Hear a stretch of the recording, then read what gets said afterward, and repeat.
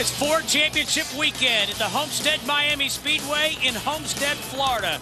After over 10,000 laps of Nextel Cup competition, it is time to crown a champion. But first, it's Bud Pole qualifying. Let's go to Matt Yoakum on pit road. And a guy who will roll out sixth on the grid is Jimmie Johnson. Now, you've got a great lead coming in. Describe the relaxed feeling on the team, because it just seems like it's almost like race number one for these guys. Well, that's what we're trying to do. I mean, there's no doubt there's more pressure, and our minds wander off to what we hope will be. But, you know, we're just trying to do the same thing that we've done, and we've got a lot of experience working together. It's our 5th season, so we've learned some lessons and, you know, feel smarter through all of it. You know, we're definitely calm and collected, but at the same time, you know, we know at this weekend what could happen at the end of this weekend if things go right, and we really want that. And your choice of race car for this weekend, it's not the car that you had so many good runs with at Texas and Atlanta? Yeah, we tested here with this car, and it was better than the other car that we've used. So we brought it back. It's been a lot looser than we expected, but I think that's a good thing as we get into race conditions. This early draw reminds me a little bit of Phoenix last weekend, so I don't think that's going to work in our favor. But we'll get this thing qualified in the race and be real good on Sunday. Real quick, do you even address the fact that you've got to finish 12th or better, or you just approach it W? You know, I just want to go out and approach it just like I would any other weekend. And once we get into the race and we see where the competition is, you know, we can reevaluate and look at things then. But, you know, for today and tomorrow, it's just another weekend. We need to get the car driving right. We want to be fast. We want to win the practice sessions if possible, win the pole if possible, and just take it from there. The math is simple. He just has to finish 12th or better, guys. And the points, it could shake up again. You never know here at Homestead. All right, thanks, Matt. That's the magic number for Jimmie Johnson. 12th or better, then doesn't matter what the rest of the field does. Mathematically, drivers 1 through 5, that's through Dale Earnhardt Jr., still alive in the chase for the 2006 Nextel Cup. Look to the far right, the number in yellow. That's where the drivers were in their hour-and-a-half practice today, all over the board here at the Homestead-Miami Speedway. Hey, everybody, I'm Steve Burns alongside Larry McReynolds and Jeff Hammond. And, guys, it's championship weekend, and looking at that, Larry Mack, is there some concern? It looked like a lot of numbers at the bottom end of that leaderboard. Oh, I would not be concerned whatsoever, because the top 5 guys that are mathematically still in this championship, they know what will win them this championship, and that's what they do on Sunday. So those guys, those 5 teams especially, they use that hour-and-a-half practice session to work on race setup. I just do not believe when qualifying's over with that those guys will be that far back, because trust me, you heard Jimmie Johnson talk about Phoenix. They do not want to go through what they went through last week, qualifying 29th and have to dodge all that traffic to work their way to the front. They didn't even get to the lead till almost a halfway point. So trust me, those guys will qualify good, and they need to qualify good, because qualifying, it just sets the tempo of the weekend, even though it's separate from the race package. Now, Jeff, what do we make of Matt Kenseth in that 17 car? He has flat out said this week, I am not optimistic going to Homestead. Well, I think it's real simple, Steve. When you think about the way they've been running here lately, they haven't shown the muscle that we've seen from Jimmie Johnson. You got to understand, Jimmie Johnson, that 48 bunch, in the last 5 races, they've either won or finished second. That's a kind of a consistency right now that is hard to overcome. You go out and win a race and look in your rearview mirror, and guess who's behind you? The 48 car. Even though he's not scoring the maximum points, well, usually he's getting the next best, and it's been adding up, and so far that's what has given him that kind of like a little bit of a cushion going in this weekend.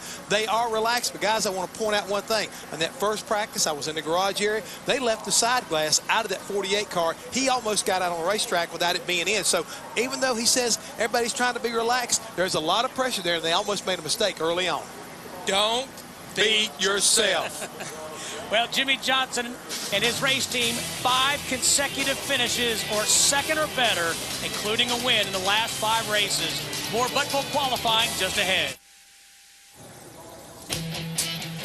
Overcast afternoon here in southern Florida, but we don't expect any rain. Let's get back to the grid and Alan Bestwick.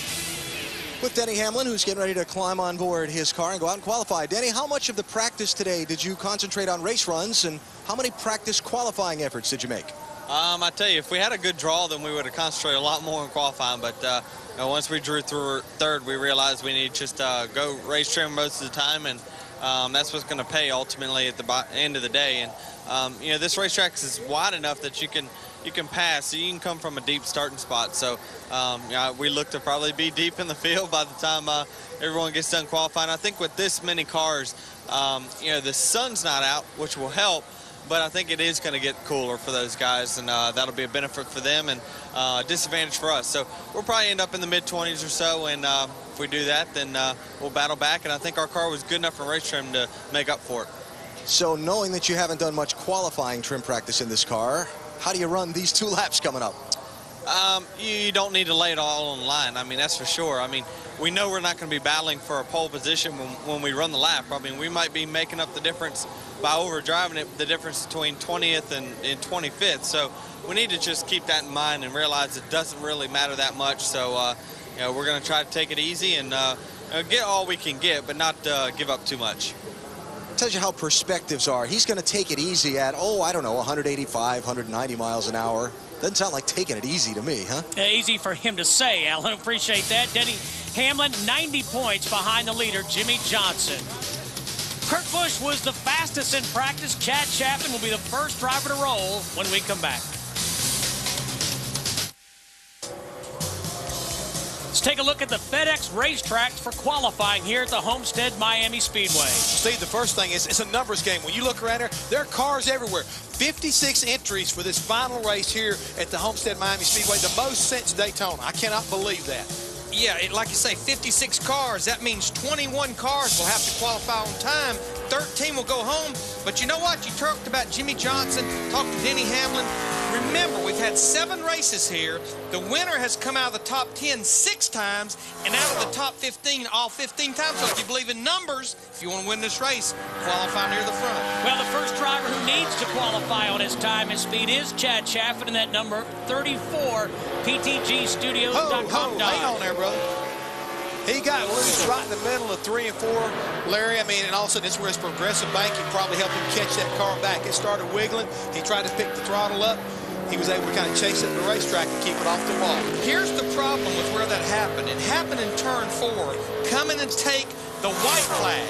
It hurt that lap, and it hurt the speed down this front straightaway to start the second lap. So both laps will be affected by that bobble down there in 3 and 4.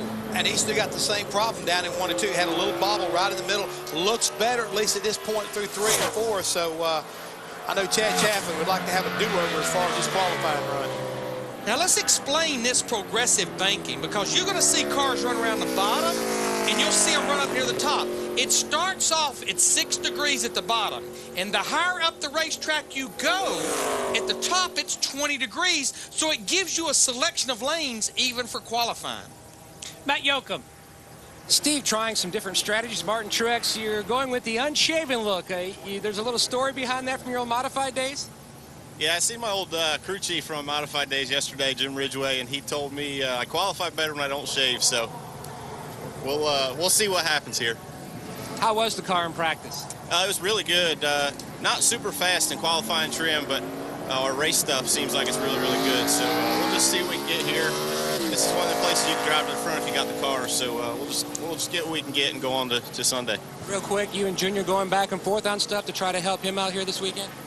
Yeah, I think so. Bono and then them, you know, we're together after practice pretty well because our car is pretty good. So hopefully we can help them out. They've helped us out a bunch in the past, and maybe we can help them out this weekend and help get a championship.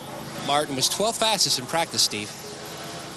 All right, thank you, Matt. A lot of people think, based on a test here several weeks ago, he could be a threat to win this race. Meanwhile, Joe Nemechek will be doing triple duty this weekend.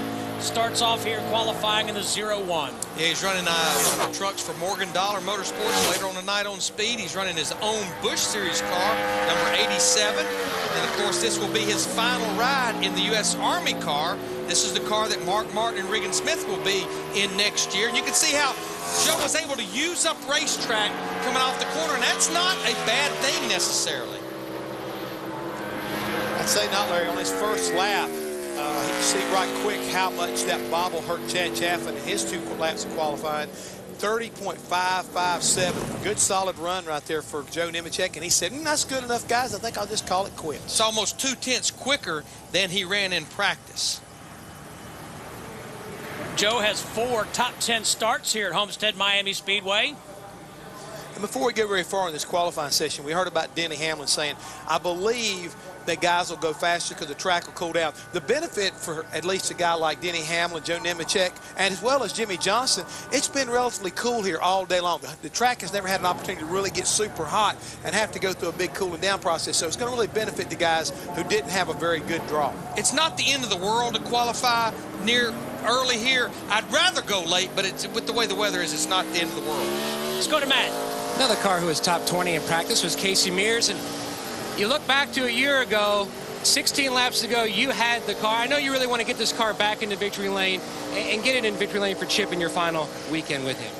I'd like nothing more, really. I mean, these guys have been great. I've had, good 4 years here with Chip Ganassi and Felix and everybody here on the organization. And Texaco Haviland's been great this year, a lot of fun. And they deserve to be back in victory lane. It's a sponsor that deserves it and a team that deserves it. So hopefully we can make it happen before this is all said and done. Denny Hamlin on the racetrack, Steve. Matt, there have been 15 Bud Pole winners this season. Denny Hamlin has scored poles at both Pocono races and the second Richmond race. You know, I was reading some quotes from Denny after Phoenix early in racing. He said, no matter what, we're going to Homestead to do the best we can, but to celebrate a great season. Even if we qualify last and finish last in the race, you know what? They very well should.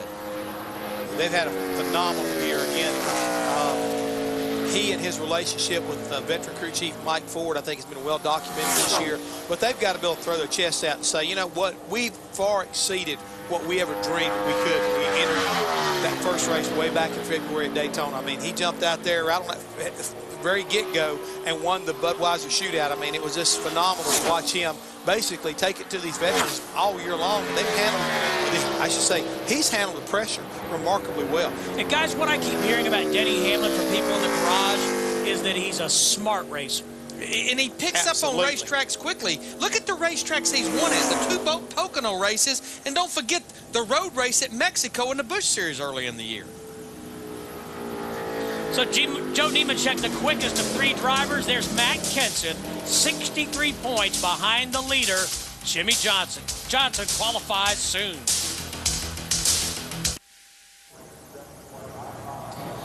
Kyle Petty, the third position right now out of four drivers to qualify, ran a 30.86, 174.961 miles per hour. Tonight on Speed, it's a special edition of the Speed Report. Tune in as Drew Johnson recaps the 2006 NASCAR Craftsman Truck Series season. From the highlights to a high drama, all the action will be covered. Plus, the 2006 Series champion will join Drew for a live interview. That's the Speed Report tonight, 10:30 Eastern. Let's go back to Alan Bestwick. With Joe Nemechek, who was wiping a lot of sweat from his brow when he got out of that race car. Why? Well, when you put it on the edge and you're trying to make these cars go as fast as you can, I'm really proud of my U.S. Army team. I tried really hard, tried getting all I could, and I got through 1 and 2 real good. 3 and 4, I didn't quite get through there all like I wanted to, so I tried making up a little ground my second lap, and that wasn't the thing to do. I mean, I almost lost it getting in the corner, just trying to drive in, make a bigger arc, doing all the things you need to do to go fast and put it on that edge. But we run a 50. I thought we could have run it in the mid-30s to 40s. It's a good lap. I mean, that's what we got. So we have to see if everybody else hit their adjustments right. So that sweat he was wiping was a big whew when he brought the car back after that second lap. I got news for you. When you get somebody like Joe Nemechek sweating, you've done a really big job, because that man there, he is fearless when it comes to putting down a qualifying lap. I tell you what, this is a pretty good first lap for Jeremy Mayfield in this 09 car. Missed the race at Phoenix last week. 30.77 right now. That puts him second quickest.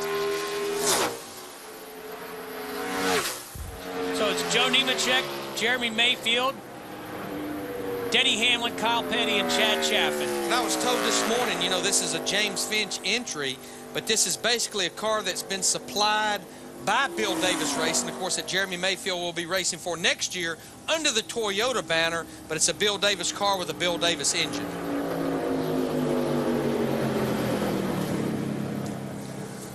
It's Jimmy Johnson in the 48 car, trying to nail down his first Nextel Cup championship.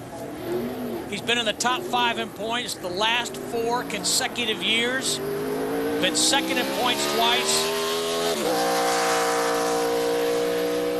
And again, as Matt Yoakum mentioned, his magic number, 12th or better on Sunday, and he will clinch the championship regardless of what any other driver does on the racetrack. And, you know, there can be a tie. And I was reading this morning, if Matt Kenseth, for example, and Jimmy Johnson should tie, the tiebreaker then would go to who has the most wins. That would obviously, right now, that would go to Jimmy Johnson. But then the tiebreaker, if it went to the second place, he would win because he has 6 second-place finishes. Jeff, I read an interesting comment from Jimmy Johnson. He said, I would give up all my victories to win a championship. I think that sort of puts the title in perspective. I think it does, and at the same time, I mean, if you look at a guy who's had a performance that's been up there, I mean, really, we talk about second to none in the last, 4 or 5 years. They have performed at a championship caliber, since these guys basically came together.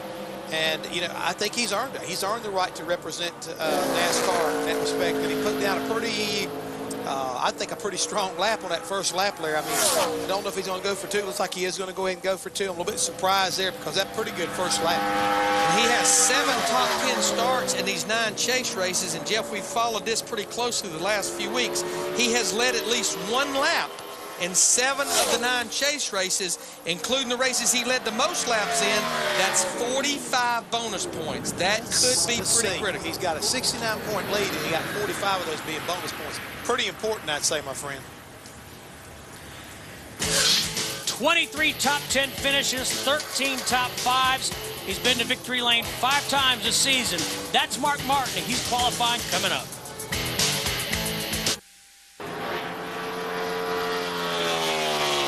Kenny Wallace takes the checkered flag on the second of his 2 qualifying laps here at Homestead. To me, that's going to be right on the fence at 31 flat. Well, guys, the season's coming to an end, and that means it's time to play the Speed Fantasy Cup Homestead Challenge. Log on to speedtv.com now and register for your chance to win $10,000. Sign up today. Matt Yoakum. And, Steve, when you look at Mark Martin's history here in the 6th, we've had 4 different presidents in office in Mark's duration over the 19 years. What's your biggest memory here with Jack Roush, Mark? Oh, I don't know. Maybe shaking hands that first day in September of 1987. Making us a deal. Guaranteeing me a ride for a little while anyway. And over 19 years, he never fired me. So... can't believe I kept a job that long, but we've done an awful lot together and seen a lot and done a lot, and no one could be more proud of Roush Racing and what we've done than me. And he still has more on his agenda, like his 36th win, and also coming up, chance at his 40th pole for Jack Roush. AB?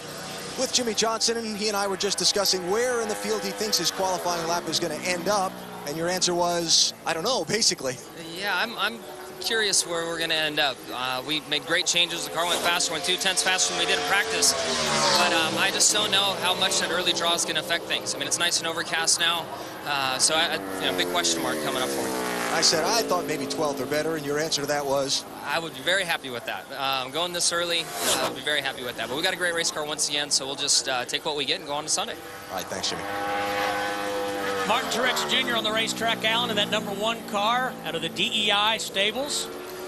As you mentioned, Steve, all fingers were pointing toward this car based on the 3-day test that went on here a couple of weeks ago. Had a good run at Phoenix, finished 12th. His first lap's going to be the fastest, puts him 3rd quickest at a 30.63. What was your comment on trackside last week that he was in his own zip code? Yeah, that's what the word was. That means you're real fast. It looks to me right now they may have the better car as far as the race trim is concerned, but he's not got the fastest car, which should be somewhat comforting for Jimmy Johnson, because I know he wants to be up here toward the front. And Matt, I'm sure there's a lot of other guys right now that are down on pit road are thinking the same thing. How far to the front can we get? And that's exactly where Robbie Gordon was this past week. You've had a very successful week. Tell us about it. Yeah, we started off the weekend so far so good. Yesterday we ran the Baja 1000, started on Thursday. Actually finished at 6:15 this morning, but and won. And we won. So real happy that we're able to win in the Chevrolet Red Bull trophy truck, and it was a good run for us down the peninsula. Nice way to end the season. How about the race car here today? We were, I think, 27th in practice. I want to be better than that. I told her when we're going to qualify better than 27th or we're pulling the backup car out. Now, if you're a crew chief up in the booth, that's probably something you guys don't want to hear from your driver. Hey, Jeff and Larry? Hey, you know, I like that kind of attitude, but I just hope he understands maybe the backup's not quite as good as the primary, so think about that. You know, the pole doesn't pay as much as it does on Sunday, but going to what Robbie was saying as we watch Tony Raines on the racetrack now in the 96 car about Baja. Got an opportunity to spend a little time with Robbie last week. He said his dad was actually down there Phoenix weekend, helping him shake that truck down and get it prepared, doing some pre-running, because he was running his car, the Hummer he's going to race over to the car coming up, you know, next month. So a lot of family. I read his sister's race down there. Yeah, his sister's got a truck down there, or one of those Baja buggies you might call it. So I mean, it's a family affair when it comes to, I guess you might say, the Baja 1000 for the Gordon family. Tony Raines in the 96 car, not a great first lap, 30.99, but this group really struggled in practice. They were only 47th quickest. I know this morning in the garage area, they were having troubles with the engine actually missing a little bit. They had been working, had a lot of people under the hood of this car trying to correct that problem. He slows down on lap 2, so right now Tony 7th out of the 9 cars that have qualified. The other thing this group is happy about, even though they've not had the season they wanted, is they pretty much are locked into the top 35 in owner points for 2007. So that puts them in a position where at least for the first 5 races of 2007, they will be locked in. You talk about that. We're going to be talking about that a lot during this entire weekend, the race for that 35th position. Again, I got a chance to talk to Robbie Loomis, team manager for Petty Enterprises, and he said, you know, coming in here this weekend, especially with the 56 cars that were showing up, he said, you talk about a relief, Jeff. Having that 45 car locked into this race this weekend was a big load off them. Allowed them to focus a little more on the race setup, not qualifying, because they know that when the smoke clears and everything settles here on Sunday evening, they want to remain in that top 35 at all costs. I mean, they need to be there. Casey Mears in the 42 car. We were talking earlier amongst ourselves. Boy, it looked like Casey was going to win this race a year ago till a late caution. Yeah, they had a caution come out with 16 laps to go. It was a spring rubber laying on the racetrack, and it was definitely his race to lose. He ended up finishing 5th. But I was pretty impressed with what Chip Ganassi did with this race car and this organization. There was a lot of reports and talk because Juan Pablo Montoya will be attempting to qualify for this race in the number 30 car, a car that looks just like this. There was talk earlier in the week that they were pretty much going to put Casey in the 30 car and Montoya in the 42 because this car is locked in.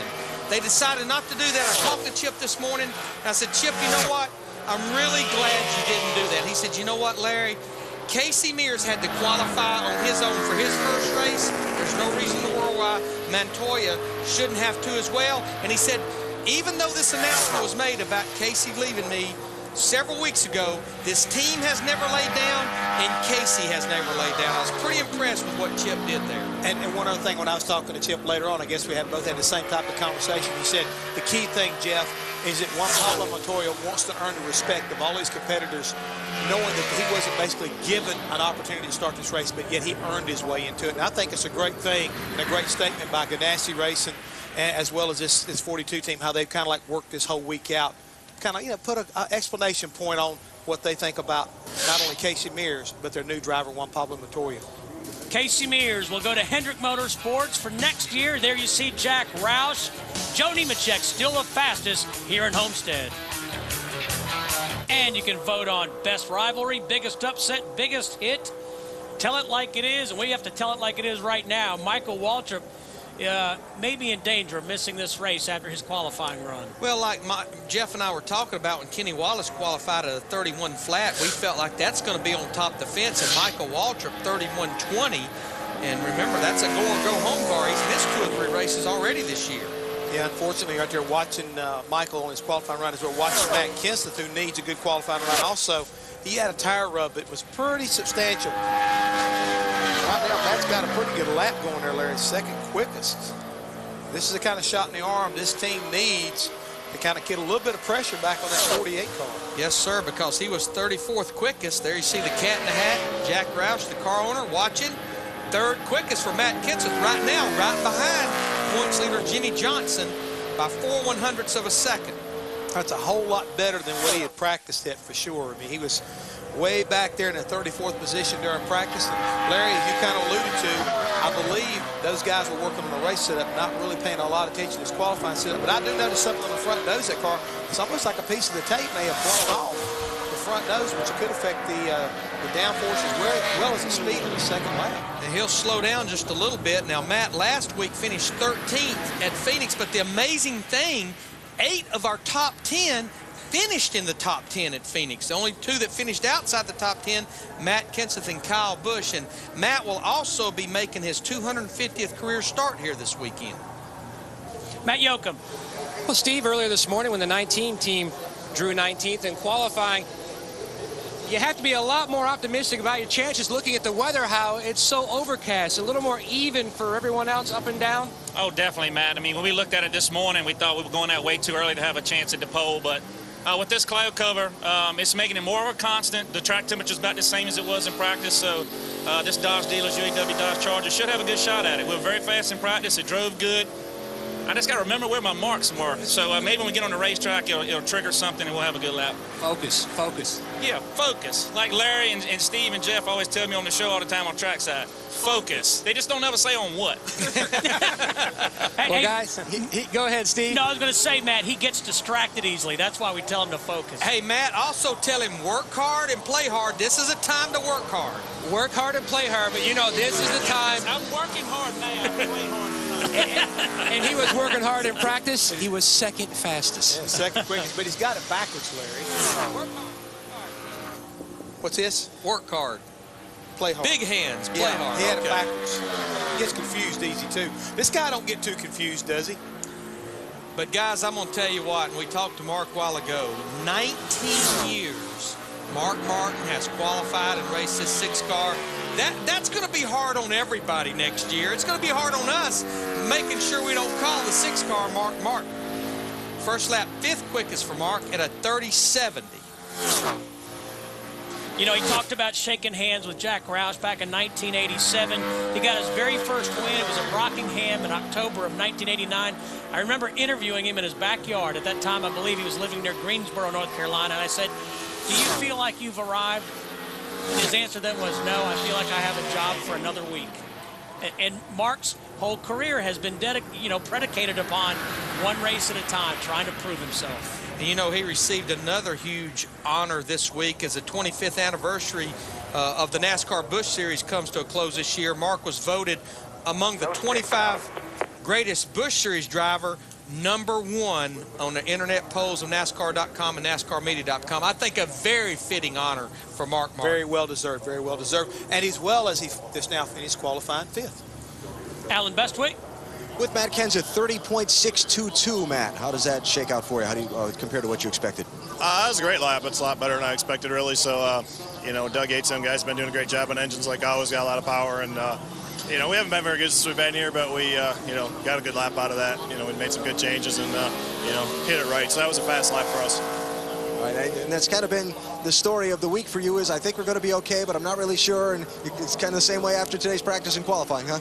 Yeah, I mean, we were reasonable speed-wise and raced from almost everybody was working on qualifying today because there's so many cars. Everybody tested down here, and we didn't work on it much. So we were reasonable in race trims. Hopefully we can adjust on a little bit and get driving a little better for tomorrow. Thanks. Good luck Sunday.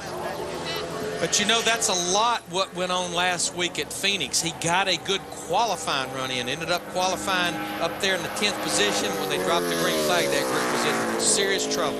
Yeah, and you know what? Reasonable, with all due respect, that's not going to win the championship. No. Not with the way the 48 car is running right now, that's for sure. What was the stat you mentioned, Larry?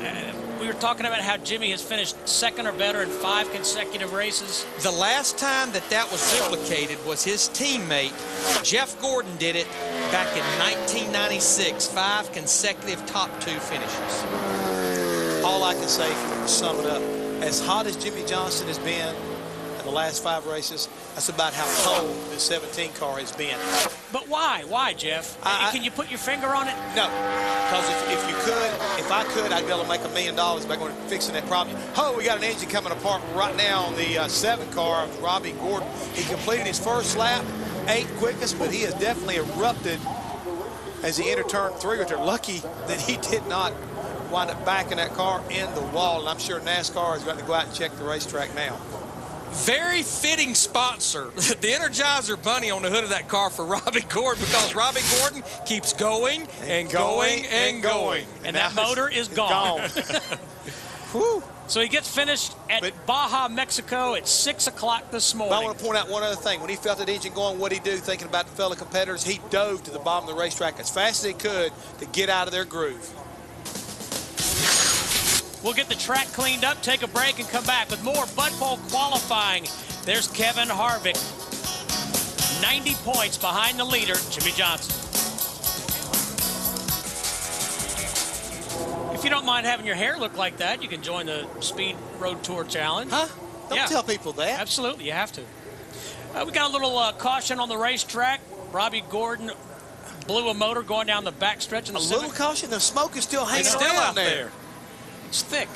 Yeah. Well, Kevin Harvick's already won 1 championship this year. He's clinched the Busch Series title. He's standing by with Matt Yoakum. And I think he's probably ready to sign up for that road tour, Kevin Harvick. Now, you look at this place here in Homestead, a 2nd, an 8th, and a 10th, the last 3 races here. This has to rank up there as one of your favorite racetracks. It is. It's unique. It's one of those places where you can move your car around and make it handle better. And for whatever reason, we've always run really good here. So our Jim Goodwin Chevrolet was really good in race trim. We were a little too free in qualifying trim, and hopefully we made the right adjustments. But regardless, it's going to be good when we get to the race. When you look at this season and the big turnaround, what's the thing that stands out most in your mind for this 2019? Well, I think just going in with a plan. I think our whole organization had a plan. Obviously, the 3 of us as teammates are working really well together, and the crew chiefs and the crews get along really good, and everybody communicates well. So I think having all 3 cars running together at pretty much all year and having a plan going into the year is probably the most important thing that we did. And we've just kind of stuck to it and kept making our stuff a little bit better as we went through the year. And it's not really just one thing that's made everything better. It's our engines are better, our bodies are better, our teams are better. It's just everything is all better all the way around. 90 points out. So when you go into this weekend, do you say, okay, our goal is the 2nd place in points, 1st place in points, because you still have a shot to take home the championship, but realistically not taking yourself out of the game, what do you shoot for? Well, I think you just go in and do everything that you've done all year, and you just go as hard as you can, and you know who you're racing, and you know what you got to do, and you just go all out and see what happens. I mean, if we finish 2nd or 6th in the points, that's fine. I mean, as long as we go down trying and giving it everything we had. That's exactly what it did in the Busch Series race here back in 2004. Went to victory lane, leading over 100 laps. Steve? Hey, Matt, while we got a little downtime, I know this show's about qualifying. I know Steve, Jeff, myself, we do a lot of shows. But I want to congratulate you. 6 years, 228 consecutive Nextel Cup races of working pit road when the checker flag waves Sunday. Congratulations. That's quite a streak. Well, thanks. I appreciate that. It means a lot coming from you guys, and it's definitely been a lot of fun to have guys like behind the camera here, Dave Stolen. If Stoley can pan to the left, Stoley. Walter P. Cox, mayor of Lewisburg, Tennessee, one of my pit spotters on pit road. And it's just an honor to hang with someone like this, too. No, you having the mic is always bad. Do not give him I learned that at Bristol in 2001. That's not a good thing. About your motorhome. Yeah. I'll just throw it back to you guys. You better bail, Matt. You better bail quick. You know your friends are. Close my mic.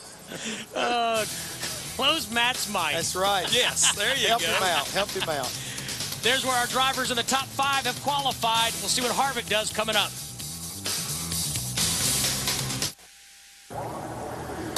Monday night on Speed, it's time to live life on the block with Barrett Jackson. See some of the world's most prestigious cars go up for auction at jaw-dropping prices.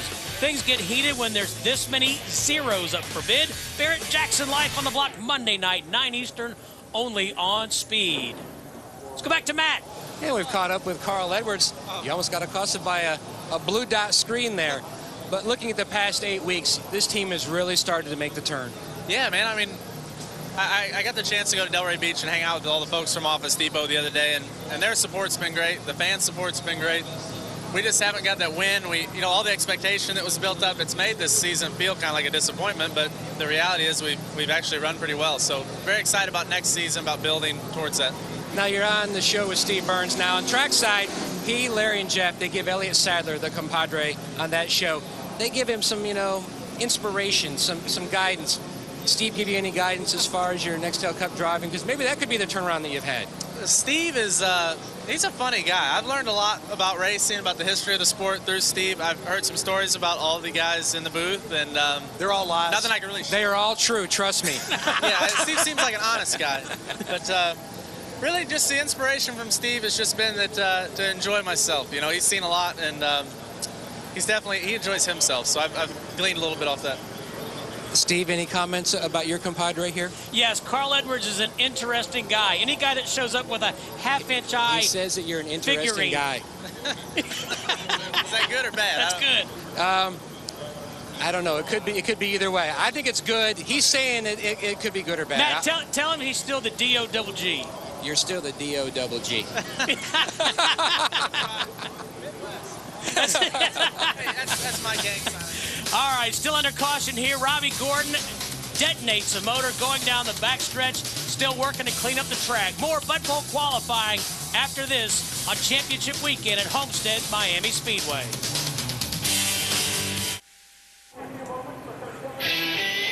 Speed's presentation of NASCAR Bud-Pole qualifying from Homestead-Miami Speedway is brought to you by Budweiser, the official beer of NASCAR, and proud sponsors of Dale Earnhardt Jr. and the number 8 car. Still under caution here at Homestead-Miami because Robbie Gordon blew a motor going down the backstretch, making sure the track is dry and there's no oil on the racetrack. 14 drivers have qualified. Joe Nemechek is the fastest. What we just saw happen to Robbie Gordon is another one of those things. We talk about this chase for the championship, or for something that you don't want to have happen to you. Losing an engine is one thing that could really, kill Jimmy Johnson. I mean, a year ago, he had problems. I mean, so, when you take a look at what went on, these are the kind of problems, Larry, that, you can't totally control, but this can really ruin your night, ruin your whole weekend here at Homestead if you have this kind of problem jump up. Yeah, he had a tire go down or going down, and eventually the car spins out. He hits the outside wall twice, rolls back across the racetrack. But I think coming in here with a 63-point lead, I think what Chad Knaus and Jimmy Johnson, one thing they'll have to do, if he feels anything in that race car, a vibration or anything, he's going to have to come to pit road and rectify the problem. You can't sit out there like Jeff Burton did a few weeks ago, I think at Texas, blow the tire, hit the wall. Jeff, Larry, is there anything you can do from a preventive medicine point of view? In other words, can you detune the motor? Can you make your chassis set up a little more conservative? Or do you come here and just business as usual, the way you've been racing every week? What got you here is how you want to show up. Now, that's easier said than done. The interesting point is we take a look at Chad Knaus and Jimmy Johnson on top of the 48-car hauler. In talking to Jimmy Johnson, what he told me was kind of interesting is the pressure. How do you alleviate the pressure? What he's been doing, he's been going out playing golf, Steve. The last couple of weeks, he's been going to the golf course, on a Monday afternoon or Tuesday, trying to get his mind off of racing, not allowing himself to sit around and think about it, because he feels like when he gets to the racetrack, he's fresher. With all the media hype that's been going on, he's been trying to be able to be very selective and try to relieve the pressure at all possible. I think he's done a pretty good job of it. I think he's ready. Mentally, I think he's ready to win this championship. 39-year-old Carl Long trying to make the field in the 46 car. Guys, he's really had some trouble here. He's had a rough stretch. The last few times we've seen him at the racetrack, he's lost, I think, 3 race cars. So it'll be interesting to see. Hopefully he'll make it through 1 and 2. That's usually where he's running into trouble every other time, is that the car's gotten away from him. He was one of the slower cars in practice. Let me tell you one of the things I think that they do not have worked out. Look how high that front valence right there is off the ground. I want you to remember how high that is. And when one of the faster car goes, I want you to look how low to the ground it is. When that valence is up there, all that air is going underneath that car. Yeah, it's down on the ground in the corner, but it's hurting the drag of that race car down the straightaway. That's the reason I think this car will not run a fast lap. Right now, he's the slowest of the 15 cars at a 32.35. Carl's made just one Nextel Cup start this season. That was at Bristol. And Larry, let's add one thing. We talk about the driver, Carl Long's in that race car. He can't tell how close that valence is to the racetrack. Now, he can put little feelers down there, and they'll get ground off like through the corner. So you think, okay, I got it down there where I need to be. But down these straightaways is where he's giving up a lot of straightaway speed that can really help him get in this race. I want you to remember what his looked like. Let's watch when one of the Childress cars, like Kevin Harvick, Jeff Burton, Clint Boyer, Scott Wimmer, goes out there to qualify. You'll see when it's down on the ground, I'll almost guarantee you. As we said earlier, huge field of cars here, 56 trying to make this Ford 400. Only 43 can start. And you know, the thing about this race, guys, we race 36 races a year plus the 2 events. But what you do here, you live with it for 3 months. If you have a good weekend, if you qualify good, if you race well, you carry that back to the shop for over the winter leading into the 2007 season. Big news on Travis Kvapil in that 32 car, Larry. We found out this week that he's headed back to the NASCAR Craftsman Truck Series. He's going to drive that number 6 truck for Jack Roush. Travis, the 2003 Truck Series champion. I think that's a great opportunity for Travis. I know things have not quite worked out in the Nextel Cup level like he wanted to, but you can really see that I think a lot of people recognize his talent, including Jack Roush, giving him an opportunity to get in the truck that's, going to be Mark Martin's. So it should be a good ride for him next year. Look at the valence on that car right there on this 32 car. Look at it. That's a car, that hadn't been qualifying that well, but you can see how close to the ground it is, not just in the corners, but all the way around the racetrack, and that speed in that race car. It's going to be a good qualifying run for Travis. Remember, he has to qualify on time at a 30.80. That puts him 8th quickest right now, the 2nd quickest of the go-or-go-home guys. He is 8th quickest of 16 drivers who have qualified on this 1.5-mile speedway that has progressive banking.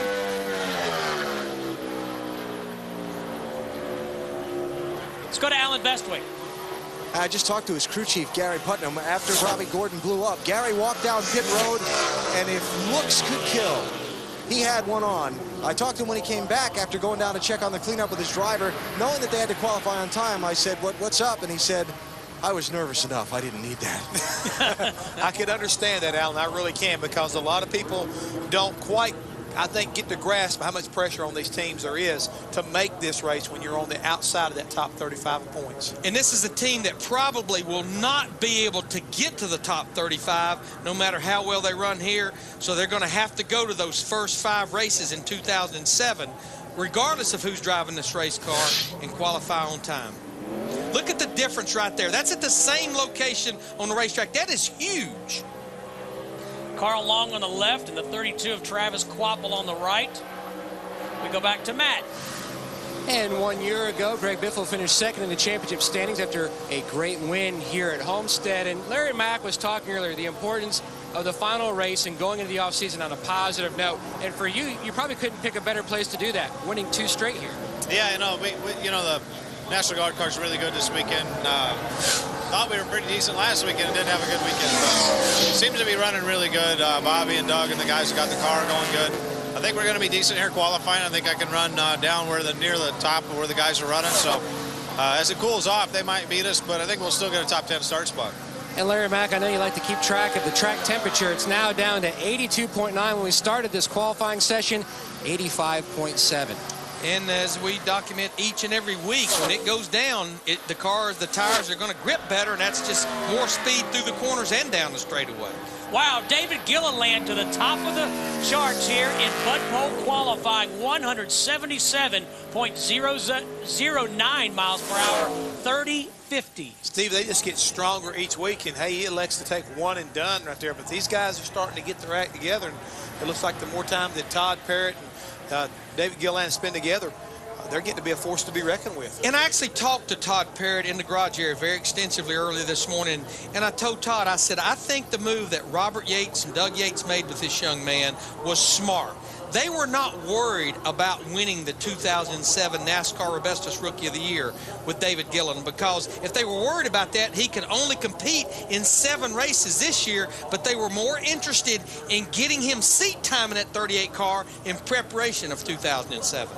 Gilliland won the pole at the 2nd Talladega race. We go back to Alan Bestwick. With Travis Kvapil, what were you thinking when you were strapped in your race car and saw that big cloud of smoke? Well, that's not good. I know I wasn't real pleased with the draw. We got a pretty decent race car. We ran the same suit we did in practice. don't know if that's going to be good enough, but that's the last thing you want to see is somebody blow up in front of you. Wrecking's one thing. When they blow up, you know there's oil and water on the racetrack. So they did a great job cleaning the track up. Saw some oil dry, but I didn't feel it. So I drove the heck out of it, and I'm just proud of everybody on the Tide team. They did a great job all weekend. Brand new car we brought here, and so far so good. Travis, is there a way for you to put into words what it's been like these Fridays when you've been outside the top 35? Well, it's really stressful. It's not a lot of fun. You know, all year long, there's been no easy Fridays for us, and we've been right in the group of go or go homers all year long, and it's just really stressful. Once Fridays are past us, we have a great time going racing. All right, thanks. Good luck. Thank you, Alan. That's Scott Wimmer in the 33 car, Richard Childress Racing. Now, Scott made 23 starts earlier in the season, driving for Morgan McClure in the 4 car. It's already been announced that he will be going to Richard Childress Racing, sharing a bush ride with Jeff Burton with a few events in Nextel Cup as he's doing here this weekend. Good, solid first lap, good for 6th quickest. And guys, when I walked through the garage here this morning and saw this 33 sitting over there, I just had flashbacks of Harry Gant. Handsome Harry Gant. Yep, that green and white. Skull Bandit. Gold Bandit right there. I had flashbacks when I saw that 33 number right there.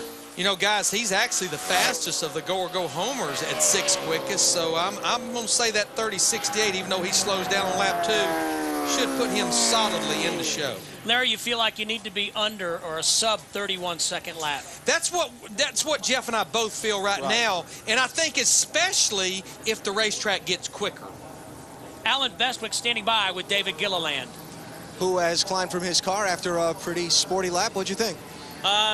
Really happy. You know, Todd and all the guys, the M&M's Ford Fusion's been running good all day today. This is a new car, and our team's really been building some momentum over the last couple of weeks, and just real excited and real proud of the team. Really feel like we've come a long ways from when I started, and just really looking forward to trying to bring home a good finish and end the year on a good note, having some momentum for over the winter. Is there a way for you to describe how you feel differently walking into these racetracks than maybe you did a couple of months ago? Yeah, you know, I was telling somebody, you know, about a month ago at Atlanta, when I walked into even the motorhome lot. I have a motorhome and it stays in there, but I always kind of feel, you know, kind of out of place. But starting at about Atlanta, you know, I feel like I belong here now. I feel like people accept me, and you know, this at this level, confidence is so big, and you know, having a great sponsor like M&M's and driving for a great team like Robert Yates gives me all the confidence I need to come in here, and Todd, you know, and all the guys preparing great race cars. It's just it's been my pleasure the last couple of weeks, and really looking forward to next year. We'll see how your lap holds up. Thanks. Man, can you believe how fast that number 19 car right now is getting it done, Larry? I mean, he came into turn 1, it was green, dropped down just a little bit, but he got back in the throttle so fast. That's what impressed me right there, Jeff, in 3 and 4. He gave a little back in the middle of 3 and 4, but, buddy, when he nailed that throttle, she came to life. He goes to the top of the charts by almost 0.2 of a second, 30.32 on this 19 car. And this is another one of those cars that's kind of in that battle to stay in the top 35 in owner points. They come in here 34th in owner points. Yeah, let's hit the reset button.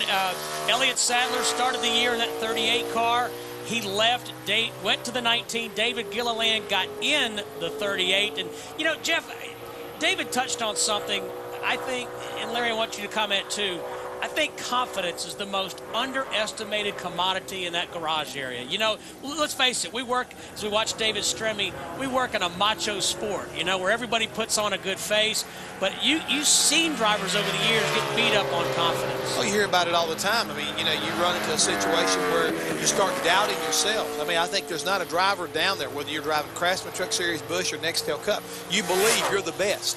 But when you start having a lot of things go wrong before too long, you start doubting yourself, and you need somebody to help you get that turned around. And when it does, usually you have good results. David Stremme here in the 40th car. Now, he was 3rd quickest in practice earlier, and right now he lost a little ground, lost a lot of ground off turn 4. This is still going to be a pretty good lap for David. Third of 37, he puts him 8th quickest right now.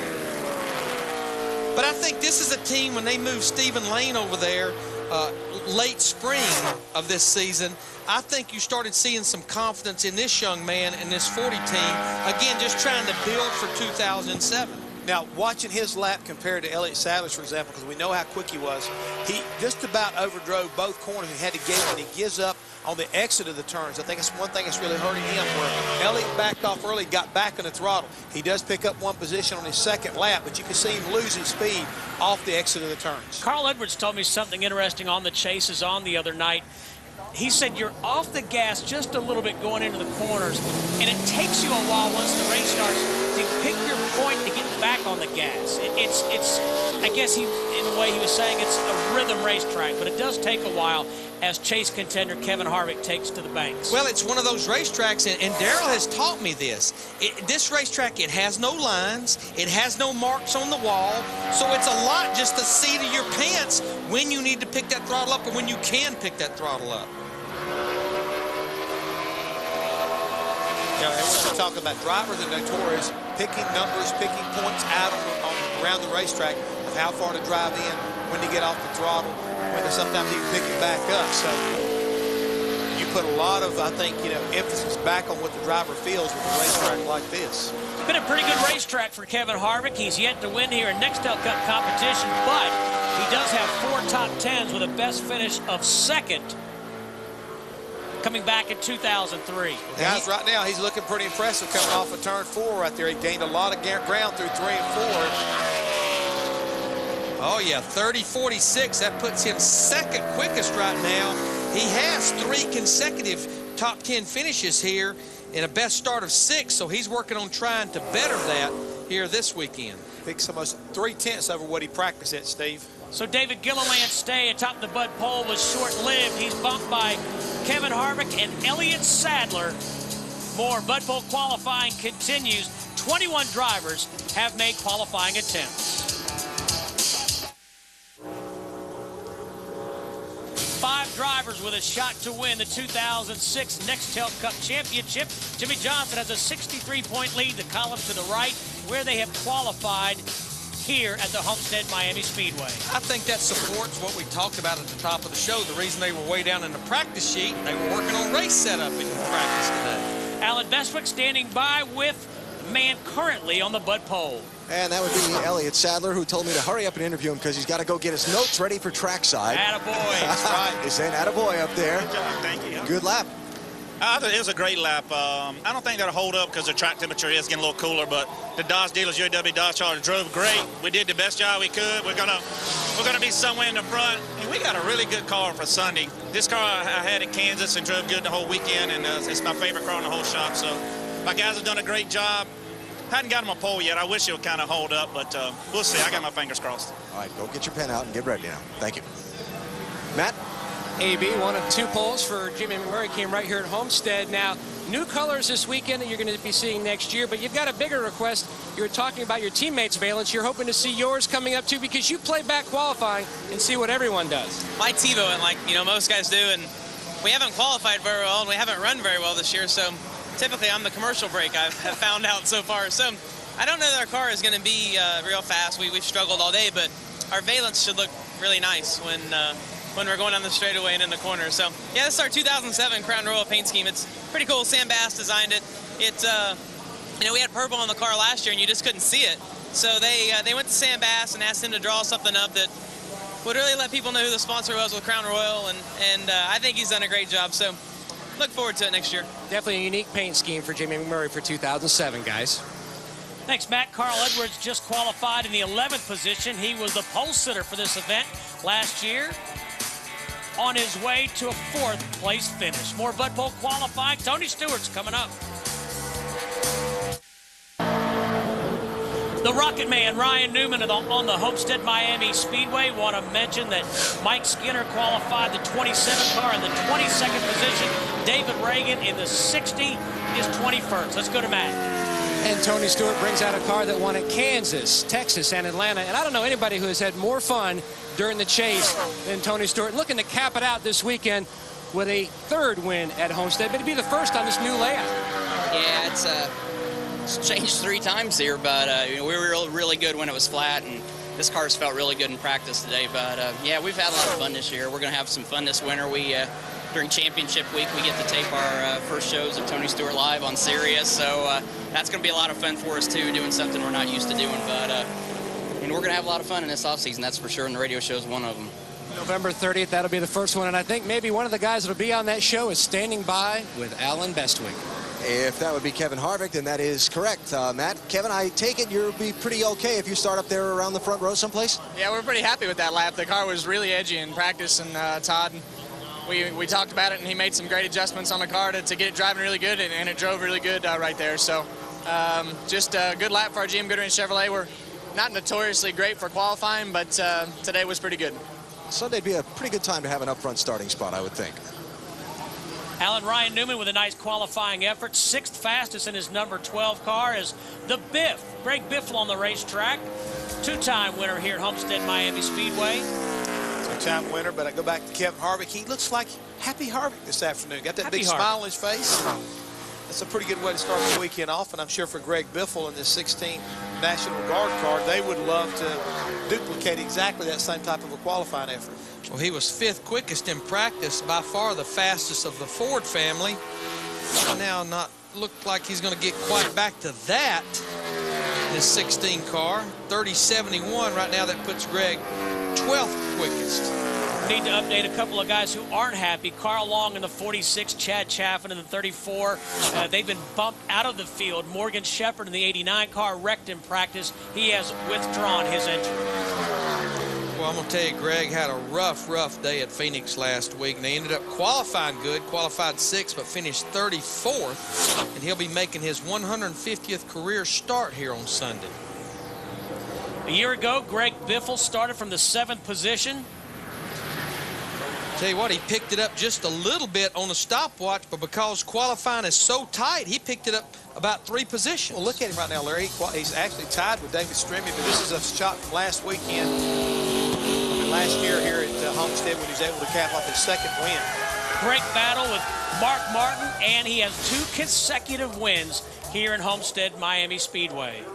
And what a difference a year has made with Roush Racing. Last year, 5 cars in the chase. All 5 cars won races. This year, only 2 cars in the chase, and only 2 cars have won races, including Greg Biffle, who only won the 1 race back at Darlington in the spring. Juan Pablo Montoya attempting to make his very first NASCAR Nextel Cup race. You see he's from Bogota, Colombia. He was 31st quickest in practice in this 42 car. 30 car. In the 42 car next year. Yeah. Yeah, that's what you meant to I'm just say. a race ahead of myself. I'm trying to get acclimated. Yeah, I know it.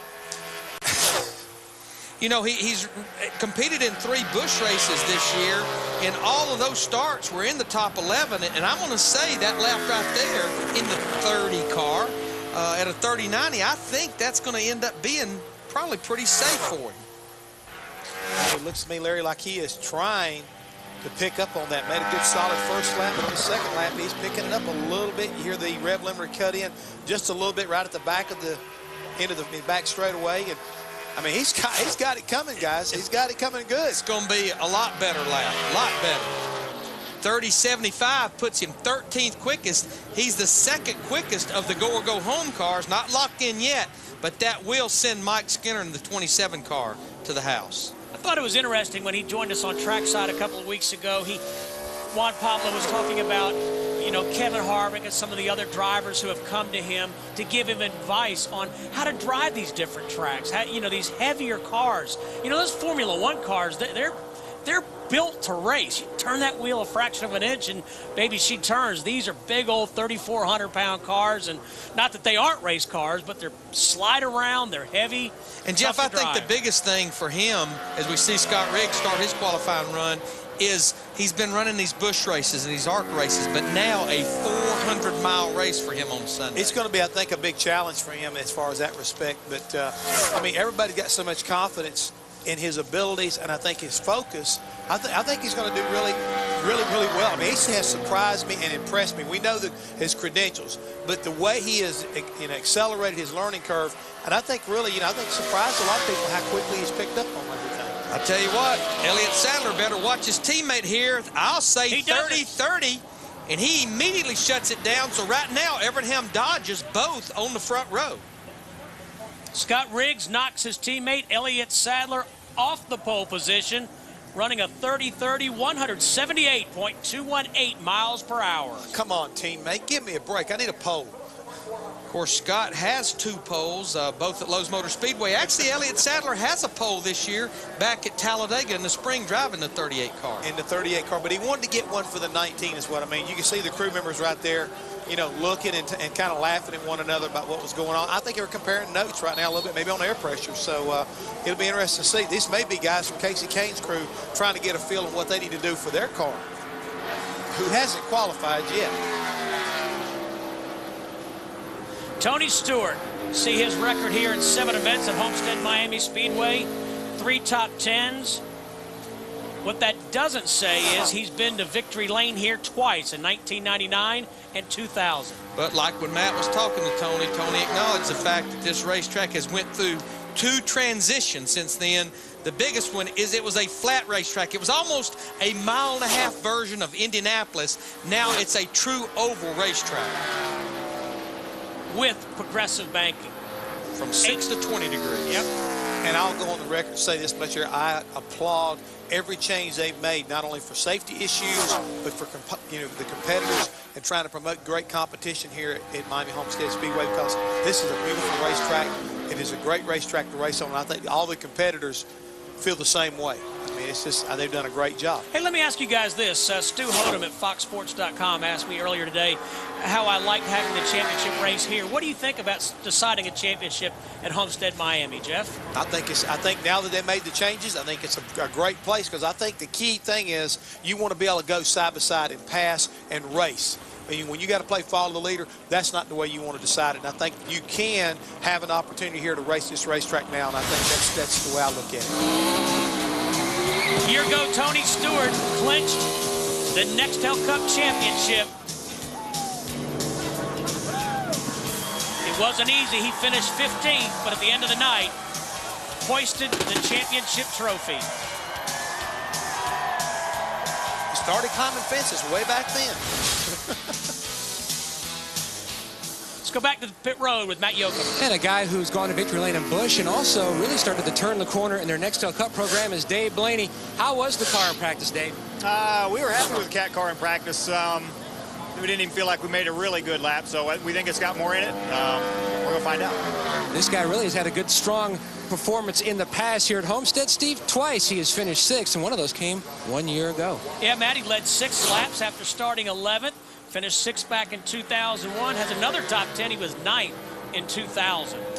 Now, this is the current track record holder here at Homestead-Miami Speedway. McMurray sat on the pole back here in 2003, his rookie season, at a 29.81. It looks like right now that track record should be safe, about a half a second quicker than what Scott Riggs has right now at a 30.30. Jamie didn't practice very good, Steve. He was way down there, about 53rd fastest, but he's making a pretty good turnaround as far as trying to pick up some speed. But it's still not going to be, I think, as fast as he wants to be. Not at all. He slows down on lap 2, so his first lap at a 31.08 puts Jamie 25th out of the 30 cars that has attempted to qualify. Alan Bestwick. With Juan Pablo Montoya, he's in pretty decent shape as far as getting in the field is concerned. Your impressions on your first qualifying effort in a Nextel Cup car? I think it's great. I think everybody at Chip Ganassi and the Texaco Havel and Dodge have done a really good job. You know, the car wasn't the greatest today. You know, it's hard. You know, you come here, you got an hour practice, and bang, bang, bang, you got to go out and qualifying. And as well, you know, as driving the Busch is such a different car. I went out and it's like just nice and smooth, and they said, not enough. You need to step it up. And lucky enough I did. I nearly hit the wall coming out of 4. I was probably 2 inches off the wall. I thought I was going to just bounce off the wall, but we're lucky enough not to. Now he gets to watch and make sure everything's okay, but again, we think he's in pretty good shape. Thanks. I agree with you, Alan, but he brings up a really valid point, too. Not only is he trying to drive a Nextel Cup car, he's trying to do the double duty here. That is a challenge for a guy who doesn't have a lot of experience in either one of these types of cars.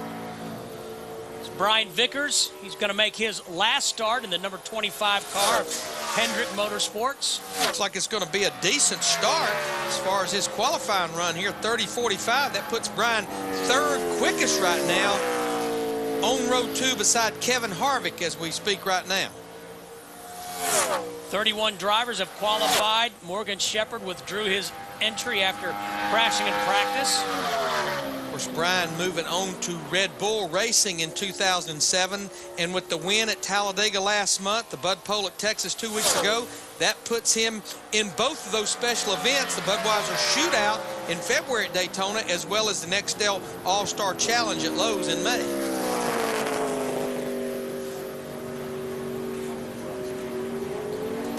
So Scott Riggs is the fastest of 31 drivers who have qualified here at Homestead-Miami Speedway on championship weekend.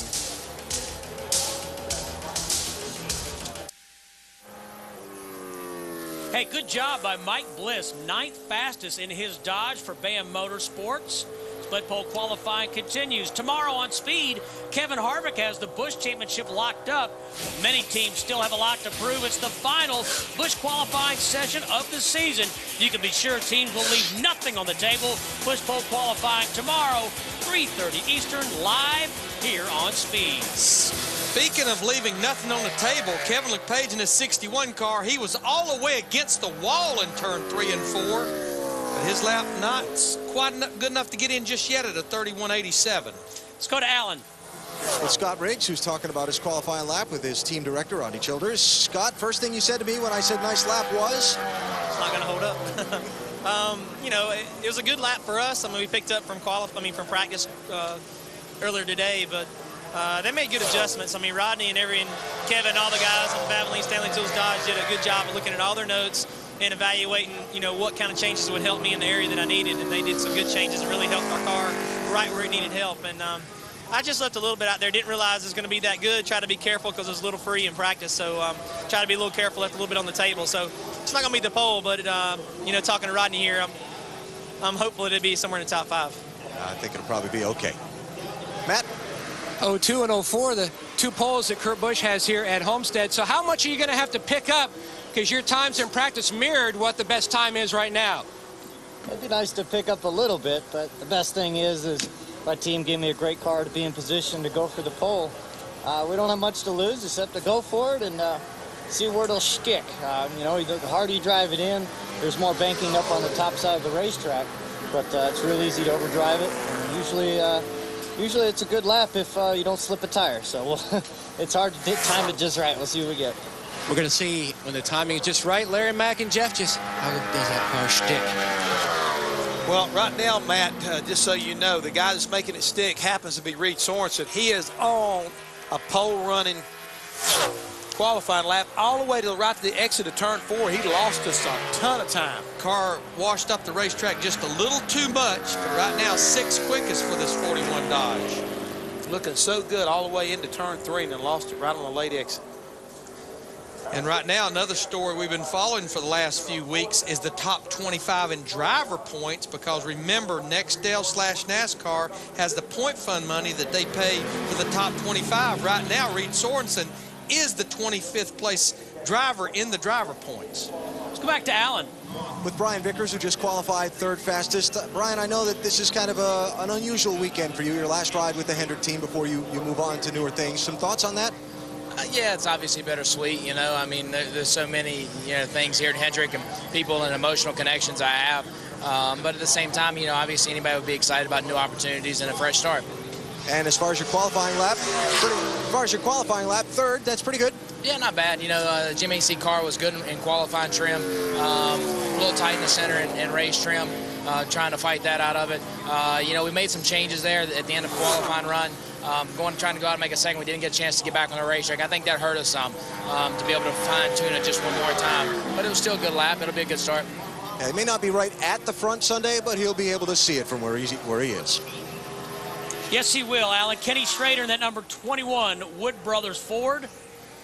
We do need to update qualifying here just a little bit as Kenny Schrader runs a 30.81. Kevin LePage, his qualifying run was not good enough to get in. He will not race. But when Mike Bliss ran that 30.61, that means Michael Waltrip in the 55 car, he will not make this final race of 2006. And that is his 4th DNQ, or did not qualify, of the season. See Kenny's car walking up the racetrack. that's not a problem, but if you're walking up the racetrack and you can't pick the throttle up and you can hear him well off the throttle, that means you're not going very fast. Not going very fast at all. Had a pretty good first lap, but that second lap, definitely the car changed quite a bit because he slowed down almost 0.4 of a second, but he will be 24th quickest after that first lap. And I think what really throws the teams a curveball at this racetrack, we only come here once a year, and that's the final race in November. And I think from one year to the next, one race to the next, the track with the hot summer sun it has here, it just loses so much grip. I think that's one reason, even with the cooler temperatures, we're not even getting close to that track record held by Jamie McMurray. Let's go back to Matt. Well, the flavor right now at the top of the scoring pylon is the Evernham cars, the third Evernham driver. You have enough in your car to knock them off and score your 6th pole this year? I hope so. I think we have a great engine this weekend, and good Dodge Steelers, UAW Dodge Chargers. So we just have to see both of them put down really nice laps. And I couldn't figure out how to qualify today in the Busch or the Cup car. So we'll see what happens. Change it up a little bit and try to go fast. When you look back to this season, what's going to stand out more to you as Casey Kane, the driver, the 6 wins or making the chase? I think making the chase was huge just because I felt, as a team, we felt pretty good, and it's a big relief to get in there. You know, with my 3rd year in Cup, I didn't want to miss it 3 years in a row, but I think the 6 wins stand out a lot more. Winning in California and Texas, Charlotte, all those places was really cool and a lot of fun. Well, he's had so many good runs this year, and of course another 1.5 mile track here this weekend. That win total could go up 1 more to 7. Spectacular season for Casey Kane indeed, Matt. Dave Blaney in the number 22 car, he's had some good success. We talked about the fact that he's been 6th here on 2 occasions. First lap puts him 17th quickest. He's going to slow down. So right now, 22 car about mid-pack. 36 drivers have qualified here at the Homestead-Miami Speedway on championship weekend. Dave Blaney good enough for 17th. Scott Riggs and his teammate Elliott Sadler right now 1-2. 2/3 of the way through Bud Pole qualifying. You see where the drivers in the chase in the top 5 that are mathematically eligible have qualified. Dale Earnhardt Jr. goes out 53rd.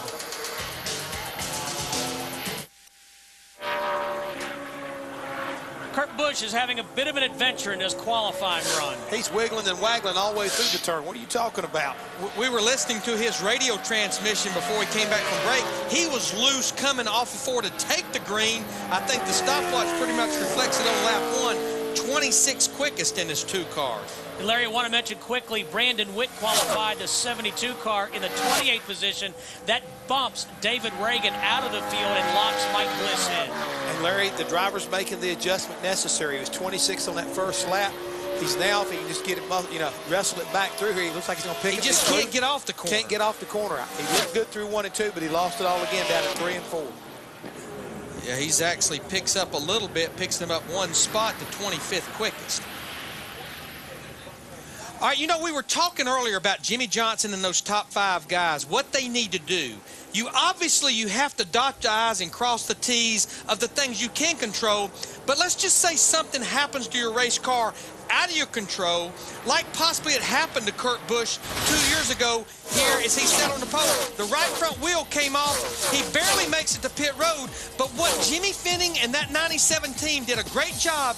They responded to a problem. They rectified the problem. They finished in the top 5, and they won the championship, and Kurt Busch got to kiss the trophy. Man, that was a close call. Be able to respond to a problem. But you got to have a little bit of that response to go along with a little bit of racing luck. Oh, yeah.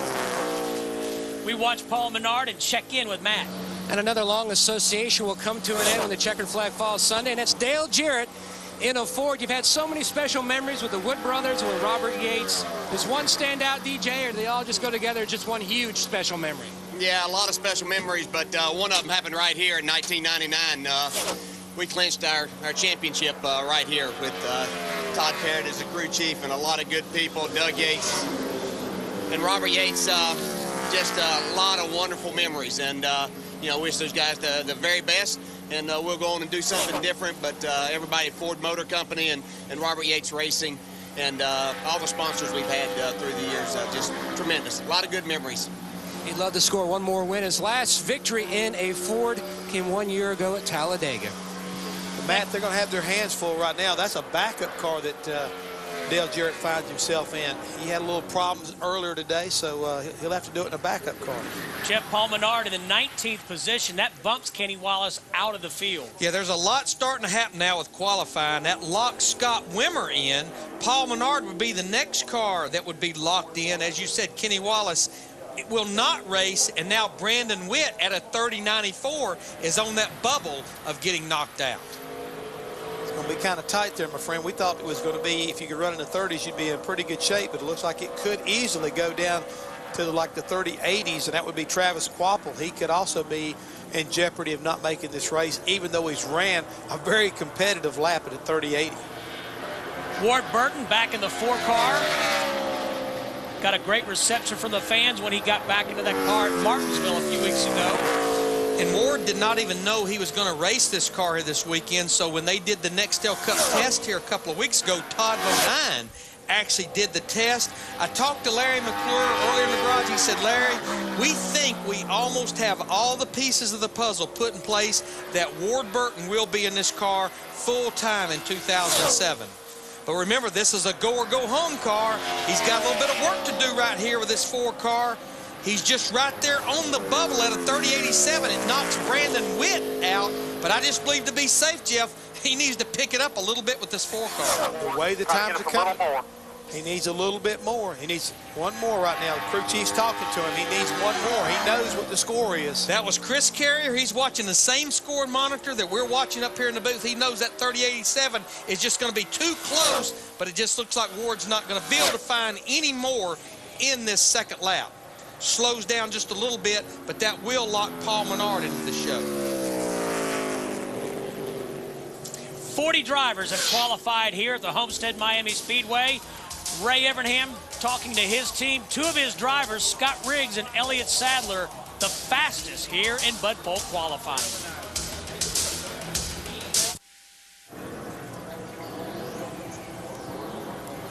The 00 car piloted by Bill Elliott, 32nd fastest in his Chevrolet. Tonight on Speed, it's the final race weekend of the season. Time to celebrate in style with the biggest party in NASCAR. Jeff Hammond, Larry Mack, and Elliott Sadler welcome Casey Mears, Kurt Busch, Todd Bodine, and Johnny Benson to the speed stage. Trackside Live from Homestead tonight, 6:30 Eastern, only on Speed. You forgot yourself, Steve. Oh, I knew I was going to be there. Well, the rest of the people don't know. You're going to be there with us. I didn't want to talk about myself. And by the way, yeah, 30.29 by Casey Kane in this 9 car. Right now, all 3 Evernham cars, the top 3. There you see Ray talking to his boys. Now, let me tell you what this scenario with Casey Kane does right now. I know we still have about 13 cars to go. This will tie Casey Kane with Kurt Busch for the number of poles here in 2006. If indeed no one beats Casey Kane, the tiebreaker will have to go all the way back to 3rd. The number of top 3 starts to break the tiebreaker. Casey Kane would win that tiebreaker going all the way back to the 3rd starting position. It pays $100,000 from Anheuser-Busch. That's not nothing to be sneezing at, is it? Not at all. Hey, guess who just walked in the door? I know. Mother Ginger. Mother Ginger? Mother Ginger, a.k.a. DW, a.k.a. Darrell Waltrip. Do you realize that he's going to be doing a version of the ballet, and he's going to be playing Mother Ginger? I mean, can you believe this, guys? Give him your headset so we can ask him about that. I think he's going to get his own headset. I'm not giving up my headset. Okay. He'll, Don't do that. He'll have the last word. Mother Ginger? Yeah, you know me. I've never seen an issue I couldn't dance around, so I figured. Yeah, that kind of worried me when they were talking about dancing on top of that. Have you ever? It's kind of like it's singing.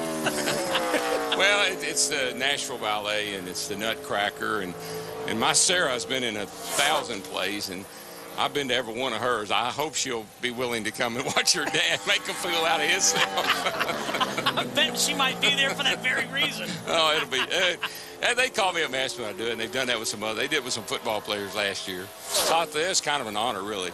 It may not seem like one, but it's kind of an honor. It sounds kind of neat, but while you were discussing with you, Dale Jarrett's been out on the racetrack, and he has qualified 37th. And folks, I want to point out again, this is in a backup car. He had heavy damage to the left side of that car after he spun out, so had to go to a backup car. So really, it's his first laps on the racetrack. One of our themes of the day has been streaks, and unless Dale Jarrett in this 88 car or David Gilliland in the 38 car can go to victory lane this race for Robert Yates Racing, it will end a 17-year streak of Robert Yates Racing winning at least one race.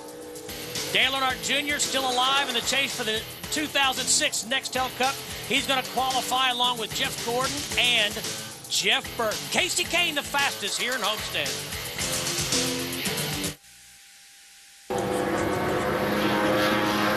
Back at Homestead-Miami Speedway, nice qualifying effort by Sterling Marlin in the 14 car. So we know he's now locked in the show. We know Kyle Petty is locked in the show. So that battle looks like it's going to go all the way down to the wire to the checker flag Sunday night. It's who gets in the top 35. Alan. With Casey Kane, who has maybe just grabbed himself $100,000 if that run holds up for the Bud Pole Award for the year. Will it hold up? I don't know. There's a couple of guys I should go try to pay off or something that's I could still make some money if I did, but see what happens. We've been good all year qualifying, and all the Evernham cars are good. We have some great engines in the Dodge Chargers, and see what happens. I felt like I was a little slow in turn 1. Pretty good in 2, slow in 1, and good in 3 and 4, trying to gain some of it back there, and it stuck pretty well. But I definitely gave up some time in 1, so if I get beat, that's why. We'll know exactly where it happened. He'll watch like the rest of us. Matt? AB 3 times up in the booth, 4 times putting on the gloves, and the win total at Hendrick Motorsports is 149, and that's a huge win total. And I know Rick Hendrick would love to see you guys make it 150 before the season comes to an end. Yeah, we certainly would. You know, I was there for 100, so that was pretty cool. And to think that, you know, at Hendrick Motorsports we've been able to rack up 49 since then, it's pretty cool. And it'd be a great way to end the season. We'd love to do it. The DuPont Chevrolet wasn't spectacular today at practice, but this late draw and the adjustments you guys made, hopefully it'll pay off for us to get a good qualifying effort. Then we'll go after it tomorrow for Sunday. And Jeff scored that number 100th win for Hendrick Motorsports in Michigan in June of 2001, and he did it from the pole. Thank you, Matt. Bobby Labonte, that number 43 car on the racetrack. Jeff Gordon has never won here, but 6 finishes in the top 10. But let me put a period on that. No one in the top 10 in the chase this year has won at Homestead-Miami Speedway. So what you're trying to say is that we have an opportunity to kind of rewrite the record books? We're rewriting them every single week. I like that. Bobby Labonte won here in 2003. Right now, Casey Kane, the man to beat. Bobby Labonte, by the way, 23rd fastest.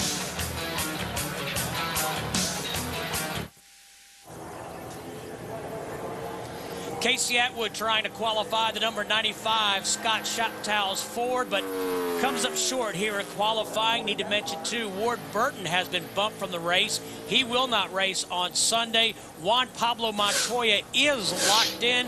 Jeff Green's on the racetrack. Along with Jeremy Mayfield, want to add that. I mean, this is going to be a fast, tight field, guys. I mean, it's really going to have a climactic ending, you might say, as far as qualifying this year. I mean, it's going to be a very tight field. Right now, Casey Kane's on the pole at a 30.29. Ward Burton will not race at a 30.87. And right now, Travis Quapple on the bubble at a 30.80. It's going to come down with 7 cars to go between Travis Quapple and Todd Cleaver, who will be the last car to go out, who will race and who will go home. But that's about as tight as it gets at a 1.5-mile racetrack with 56 cars. Larry, we have 38 drivers who have run a sub-31-second lap. Yeah, we kind of missed it, I think, on that. We thought it was going to be a little bit different, but times are definitely picking up. But this field, again, is just so tight. Jeff Green, who just finished making his qualifying effort, winds up 21st in that 66 car at a 30.71. Again, a log jam between the numbers 50 and about 80. I mean, there's a ton of cars stacked in that area. Points leader Jimmy Johnson in the 9th position as Kyle Busch takes to the racetrack.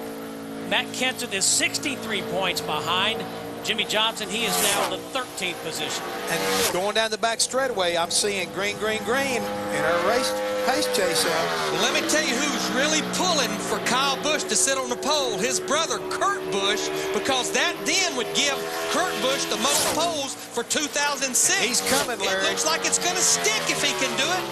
It will not. 3rd quickest for the 5 car. 30.31. He was golden all the way till off the exit of turn 4. 30-31 to Casey Kane's 30-29. That's tight, guys. I'm telling you, it's tight. 2/100ths of a second. And he picked the throttle up quick enough in the middle of 3 and 4, but it's just starting to lose that grip on the exit of the corner. Slows down to a 30-45. So right now, Kyle Busch, the fastest Chevrolet at 3rd quickest. I've been wanting to bet you Kirk would have split some of that money with his brother if he'd have been able to knock him off. We have a car at a 30-29, a 30-30, a 30-31, and a 30-32, the top 4 cars right now. What does that tell you?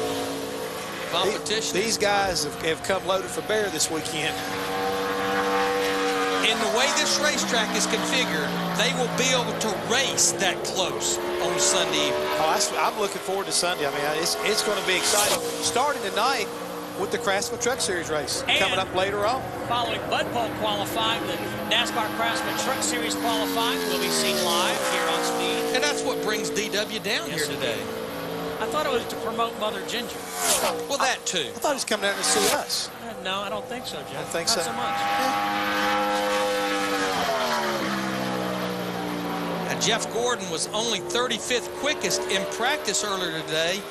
Starting to slide a little bit on the exit of turn 4. This could be a top 10 run for him, though. He was chasing it pretty hard right through the middle of 3 and 4, Larry. 9th quickest at a 30-53 for this 24. And it just, you think back to those 3 consecutive races. Jeff Gordon has had an awesome run in the chase, but the fuel pump at Kansas. Real good. Jumping in the gas pretty hard there in 3 and 4. Just kind of. But the wreck at Talladega and then the engine failure at Lowe's. But other than that, like the last 4 races, top 10 finishes in all 4. But the problem, 6th in the points, 167 out of the lead. Final drivers to qualify include Clint Boyer, Dale Earnhardt Jr., the last driver mathematically alive to win the championship, Jeff Burton, J.J. Yaley, and Todd Cleaver in the 06.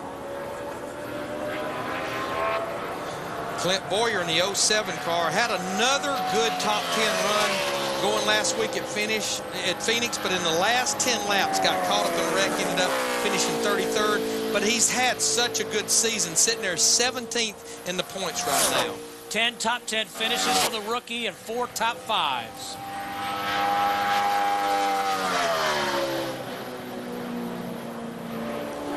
Right now, his teammate Kevin Harvick sitting in the 6th position, the fastest of the Childress cars. Teammates Casey Kane and Scott Riggs 1-2. Nice effort by Boyer. He's up into the 8th position. 30-51. I think he was real strong when he got back in the throttle off of, in the middle of 3 off of turn 4. Picked up a lot of ground right there. And Clint has a couple of Busch Series starts here, but this will be his very first Nextel Cup start here at Homestead-Miami. When you cut that fast of lap, we've seen some cars get faster on lap 2, but when you cut a lap down there in the 30-30s, 30-40s, or 50s, it's just hard to pick up from there because the car just starts sliding. I think the only time you can pick up if it's just a little bit loose on lap 1 and tightens up just a little bit for you on lap 2. Yeah, but even when you say something like it earlier, I think you can get all the goodie off the tire. I mean, that's the key thing right now is capitalize on this. Let's get down to Alan Bester. With Kyle Busch. Kyle, 24/1000ths of a second. Kicks you from 1st to 3rd. I left it out there. It's out there somewhere. We were really, really loose in practice getting into the corners and just couldn't control it all day in practice. About wrecked. I did wreck my Busch car, so, you know, all in all, guys did an awesome job working on it, trying to prepare it the right way and getting it ready for qualifying here. I mean, it was really good through 1 and 2, and I did it the same way in 3 and 4 I hadn't practiced, and it was a little bit tight when I hit the banking, so it just stayed tight all the way through the corner. Couldn't develop the throttle and in order to get the speed out of it. So we'll take it, we'll go on, and if they just loosen it up a little bit for qualifying trim and take the tape off, I think we'll be all right in race trim. All right, they'll have a chance to try that out tomorrow. Boys, Dale Earnhardt Jr., this is going to be a big improvement over being 40th quickest in practice in this 8 Budweiser car. 30-57, he'll be pretty happy with that. 12th quickest. He'll take a second lap in the Budweiser Chevrolet. Yeah, I just think it's going to be hard to improve on what he ran that first lap. But Larry, I was looking as he went down the backstretch. You talked about the valence being stuck down to that bottom, sealed to the bottom of the racetrack. It's down there. All the way around this racetrack, and that's speed. Car looks real smooth too, Larry. Riding the bumps and the transitions in and out of both turns looks really good. Second lap slows down a couple of tenths, but that first lap, very solid 12th position at a 30.57. 3 drivers yet to qualify. Jeff Burton is up next, followed by J.J. Yaley, Todd Cleaver. Let's take a look at where our 5 drivers, who are all mathematically alive to win this championship, have qualified. And, you know, we interviewed Denny Hamlin at the top of the show. Of course, he was one of the first cars to go out, and he anticipated that just was not going to be a very good qualifying run, and he pretty much spoke the truth. But Jimmy Johnson said, if I can wind up somewhere in the top 12, I'll be pretty happy with just as few cars we've got to go. He's going to be pretty close to that position he said he'd like to be. A lot better than what he was a week ago, for sure, Larry. Jeff Burton has 3 finishes of 4th or better here at Homestead-Miami. You know, I know it was his teammate that went to victory lane last week at Phoenix, but I thought the boys on the race day show built by the Home Depot, Jimmy Spencer, Kenny Wallace, they made a great note of the fact that that win was the 18th win for Richard Childress Racing in Nextel Cup and Busch here in 2006. Great qualifying effort by this 31 car, 5th quickest. And the pace chase was dead into green until the very last second. Yeah, again, right from the center of turn 3 to the exit of turn 4, he just couldn't quite maintain that speed off that part of the racetrack. I mean, for whatever reason, they can't get off of turn 4 like they need to. Need to mention with that run right there, 3 full-time Childress cars all in the top 9, and then the 4th car, Scott Wimmer, 33 car, locked in back in the 23rd position, and Jeff will slow down about a 10th here on lap 2. Jeff Burton is not alive in the chase for the 2006 Nextel Cup, but he's 7th in points, and they don't give out a comeback driver of the year, but if they did, he would get it. In fact, the whole Richard Childress Racing organization has made a tremendous comeback. Just mentioned that, 18 wins in Nextel Cup and Busch combined with actually all 3 drivers, including the Dover win in the Busch Series by Clint Boyer. I need to clear something up about the situation on the Bud Pole Award. If Casey Kane indeed stays on the Bud Pole, and we still have 2 cars left to go, J.J. Yaley and Todd Cleaver, and J.J. Yaley was actually pretty quick in practice, 11th quickest. If Kurt Busch had a set on the outside of the front row with Casey Kane, then that would have sent it all the way back to the 3rd starting spot. But right now, Casey Kane would win the tiebreaker to 2 second-place starts to Kurt Busch's 1. Thank you, Bill Sabota. Got all that cleared up now. Yeah. It's going to be a pretty solid qualifying run for J.J. Yaley. Maybe not a pole run, but he looks like he's going to be up there in the top 10 at a 30.49, 8th quickest for J.J. His rookie season coming to an end for Joe Gibbs Racing. He's definitely the fastest of the Gibbs cars. Right now, Tony Stewart back in 21st and Denny Hamlin back in 33rd.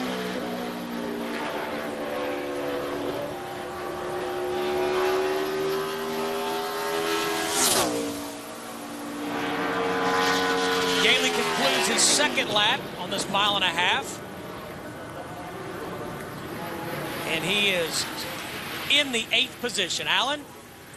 With Dale Earnhardt Jr., 40th on the practice sheet, 13th right now. Actually, that'd be just kicked back to 14th right now. Thoughts? I'm pretty happy. We thought we had a pretty decent car. We just weren't able to show it in practice, and we got a great draw, which helped out a lot. So we'll work on the car a little bit in practice, get it turned a little bit better in the center, and we'll be really happy. All right, Junior, thanks.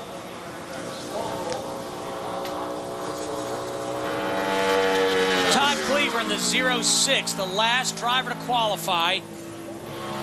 So matter of fact, for this 2006 season. There's 2 drivers watching this run closely. Casey Kane, who's on the Bud Pole right now, and Travis Quapple, who is the go-or-go-home car that is not locked in. It'll be between Todd Cleaver and Travis Quapple. And you know what the sad thing is? Todd Cleaver ran a 30.82 in practice. If he backs that up, he's not going to make this race. He's got to pick it up to a 70 at least a 79 or an 8.00 to beat Travis Quapple. So he's got a lot of pressure on this young man. And right now, when you look at the pace chase right there, this lap will not do it for Todd Cleaver. Of course, he has a second lap. And if indeed Casey Kane stays on the pole, and it looks like he will, this will be the 16th Bud pole in 2006 by the Dodgers. But one of the things that we maybe will address to Casey Mears tonight on trackside, we're going to talk about it on NASCAR Performance at 12:30 tomorrow, is the fact the Dodgers are fast on qualifying day, but other than what the 9 car and Casey Kane has done on race day, only one other Dodge has a win, that Kurt Busch at the Spring Bristol race. They just are not fast long on race day. Travis picks it up. Todd picks it up a little bit on his second lap, but it will not be quick enough to knock Travis Quapple out of this race. So Todd Cleaver will have to go to the house. You just saw Jimmy Johnson climbing down off the transporter. There's team owner Rick Hendrick in the middle and crew chief Chad Knaus on the right. 15th is where the points leader will start. And he's actually the slowest of the Hendrick cars, but remember, he went out very early in this session. Matt Yoakum with our pole sitter, Casey Kane. And he breaks the tie with, as Larry Mack mentioned, the scenario. And more importantly, not only have you been fast this year on Fridays, but you've backed it up winning from the pole 4 times. So all in all, it really has to mean a lot for you and your team what you've accomplished. Definitely. We look forward to Sunday coming off the pole and to get this award. Kenny and these guys have done a great job all season long. It's been a lot of fun getting poles, and we tied with Kurt, but I guess we get the tiebreaker. So that's it's pretty cool. Dodge Chargers are very good qualifying. Our engine package is awesome all season long, and everybody from Allstate and Stanley Tools, McDonald's, they've really helped us out this year. Chasing that 7th win this year on Sunday. Guys? Let's take a look at the starting grid for Sunday's Ford 400. And as we pointed out, he may have won the Busch pole deal, but usually when he starts on the pole, beware. A lot of his wins have come from being on that front row and being in that pole position. 3 Evernham Motorsports cars in the first 2 rows. There you see Kevin Harvick back in row 4, the man coming in here 3rd in the Nextel Cup points. There's our points leader, Jimmy Johnson. Back there in row 8, Dale Earnhardt Jr. 5th in the points on row 7, and Matt Kenseth 63 points behind Jimmy Johnson on row 10. Let's go further into the starting grid for Sunday's race. You see Mark Martin, another Chase driver. In his final race for Jack Roush. How about Juan Pablo Montoya? He'll make this show his very first Nextel Cup start, headed to a full season in 2007. And Denny Hamlin, a little bit of work to do, all the way back on row 17. But again, their qualifying efforts, they've not been that great of late, but they come to life on race day. But he says, who cares, man? It's going to be a great year no matter what happens. So qualifying, no big deal. Let's just go out and kind of throw a Hail Mary pass and see what happens. Bill Elliott in on a Champions Provisional. Long list of drivers not to make this show. Makes for a long winter when you miss this last race. Coming up, NASCAR Craftsman Truck Series qualifying. Let's take a look at our contenders, top 5 drivers, and where they will start in Sunday's race. Kevin Harvick has the best starting position. He and Denny Hamlin 90 points back of Jimmy Johnson. Our points leader starts 15th. Thanks for being with us here at the Homestead-Miami Speedway.